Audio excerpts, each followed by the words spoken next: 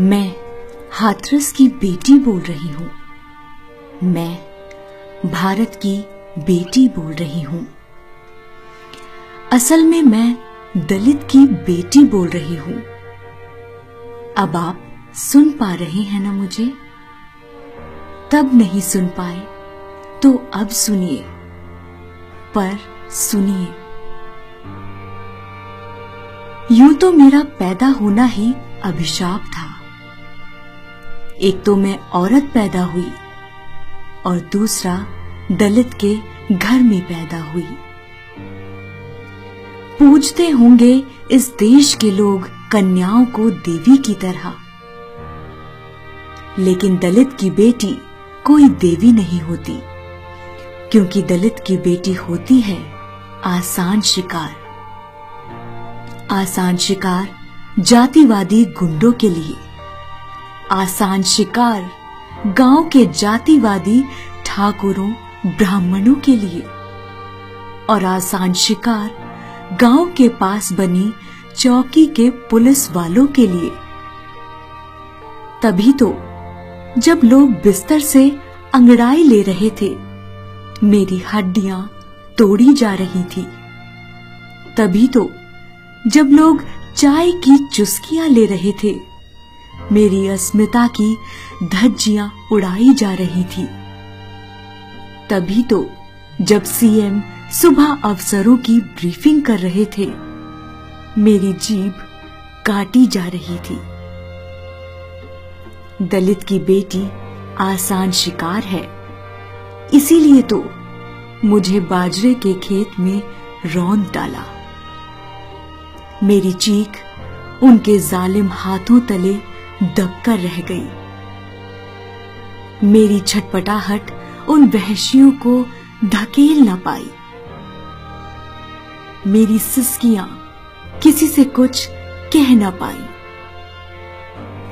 क्या आप महसूस कर सकते हैं उस दर्द को, उस पीड़ा को, उस हैवानियत को? अगर कर सकते हैं तो प्लीज महसूस करिए, क्योंकि एक दलित की बेटी का दर्द आपको समझना होगा। आपको समझना होगा मैं कैसे चंदपा थाने की जमीन पर बेसुध पड़ी थी। आपको समझना होगा कैसे वर्दी वाले मेरा मखौल बना रहे थे। आपको समझना होगा कैसे मेरा परिवार मदद के लिए बिलख रहा था। आपको ये भी समझना होगा कि अस्पताल में मेरे साथ क्या हुआ। आपको ये भी समझना होगा क्यों मुझे समय पर ऑक्सीजन तक नहीं दिया गया। आपको ये भी समझना होगा क्यों मेरा मेडिकल तक ढंग से नहीं हुआ।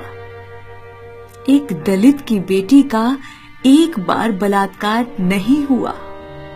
थाने में, अस्पताल में और शमशान में जाने कितनी बार मैंने वही दर्द सहा।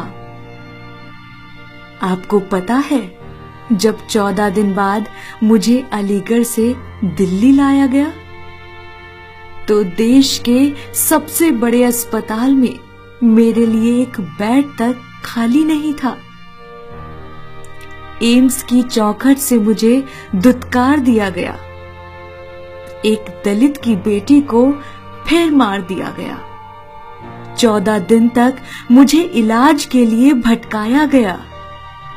जो देश विश्व गुरु बनने की राह पर है, वो मुझे अस्पताल में एक बिस्तर तक देने में कर्रा गया। आप सबने मुझे हाथरस की बेटी, भारत की बेटी कहा, लेकिन मैं एक दलित की बेटी हूं। तभी तो अब आपके बीच नहीं हूं। मुझे अकेले में, अंधेरे में, उत्तर प्रदेश में जला दिया गया। मेरे घर वालों को मेरा चेहरा भी देखना नसीब नहीं हुआ। मेरी मां रोती रह गई। पिता कहीं के नहीं रहे। मैं बहुत जानती नहीं थी। मरने से पहले 19 साल की ही थी मैं। अगर आप समझ रहे हैं तो पूरी दुनिया को बता देना कि दलित होना सदियों पहले जितना मुश्किल था उतना ही अब भी है। झूठ है, फरेब है ये कि अब लोग जातियों को लेकर बटे नहीं हैं। जिसे यकीन ना हो उसे वो वीडियो दिखा देना जिसमें जातिवादी गुंडे दशहरे पर मेरे परिवार को फूंक देने की धमकी दे रहे हैं। जातियों का ऐसा बंटवारा और कहीं नहीं मिलेगा। मेरे जाने के बाद जो भी मेरे घर गए थे, क्या उन्होंने मेरे घर का पानी पिया था? जब मैं जिंदा थी तो शर्मिंदा थी, एक लड़की होने पर, दलित होने पर, नोचे जाने पर। अब मर गई हूं तो मुद्दा बन गई हूं, झूठी तक कहीं जा रही हूं। मुझसे पूछा जा रहा है मैं बाजरे के खेत में क्या करने गई थी। मेरे लिए कहां भारत के लोग इंडिया गेट आएंगे? क्यों ही मेरे लिए मीडिया सत्ता से सवाल पूछेगी कि ऐसे कैसे वो मर गई? मर गई, लेकिन ऐसे कैसे उसे जला दिया गया? मेरे पिता, मेरे पिता के पिता और उनके पिता अपने पैदा होने के साथ ही अपमान, अन्याय, छुआछूत, असमानता, उपेक्षा झेलते रहे।